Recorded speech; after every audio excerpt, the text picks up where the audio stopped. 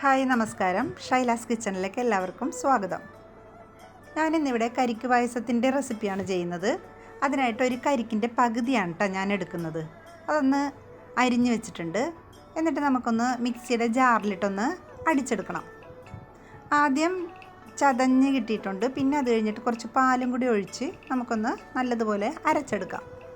ഇതിനകത്തേക്ക് കുറച്ച് അണ്ടിപ്പരിപ്പും പിന്നെ കുറച്ച് കരിക്കും കൂടെ മാറ്റി വെച്ചിട്ടുണ്ട്. അതൊന്ന് നമുക്ക് നെയ്യിലൊന്ന് വറുത്ത് കോരേണ്ടതായിട്ടുണ്ട് കേട്ടോ.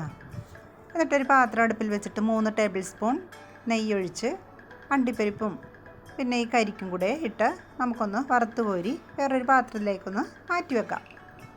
ഈ വറുക്കാൻ ഉപയോഗിച്ച പാത്രം തന്നെയാണ് ഞാൻ എടുത്തിരിക്കുന്നത്. അരച്ച് വെച്ച കൂട്ട് ഈ നെയ്യിൽ തന്നെ നമുക്കൊന്ന് വഴറ്റിയെടുക്കാം. അതിനകത്തേക്ക് ആവശ്യത്തിനുള്ളത്രയും പാലും പിന്നെ മിൽക്ക് മെയ്ഡ് ഞാൻ ഇതിനകത്തേക്ക് ചേർക്കുന്നുണ്ട്.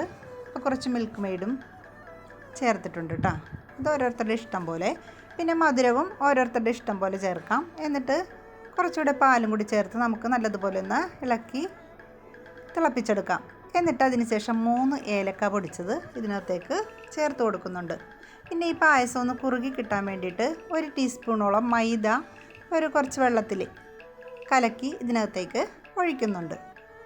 അങ്ങനെ നമ്മുടെ പായസം നല്ലതുപോലെ ഒന്ന് റെഡി ആയിക്കൊണ്ടിരിക്കുമ്പോൾ നമുക്ക് ഈ വറുത്ത് മാറ്റി വെച്ചിരിക്കുന്ന അണ്ടിപ്പരിപ്പും പിന്നെ കരിക്കും കൂടി ഇട്ട് ഒന്ന് ഇളക്കി യോജിപ്പിച്ച് ഒരു 5 മിനിറ്റ് കഴിയുമ്പോൾ ഈ പായസം നല്ലതുപോലെ റെഡിയായി കിട്ടുന്നതാണ്.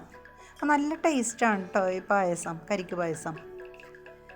എന്നിട്ട് പായസം ഇവിടെ റെഡിയായി കഴിഞ്ഞു. അതിനുശേഷം ഒരു സെർവിങ് ഗ്ലാസ്സിലേക്ക് പകർത്തി നമുക്ക് കുടിക്കാവുന്നതാണ്. അപ്പോൾ പറ്റാവുന്നവരൊക്കെ ഒന്ന് ട്രൈ ചെയ്യണേ. ഇനി അടുത്ത വീഡിയോ ആയിട്ട് വരുന്നതുവരെ എല്ലാവർക്കും നന്ദി, നമസ്കാരം.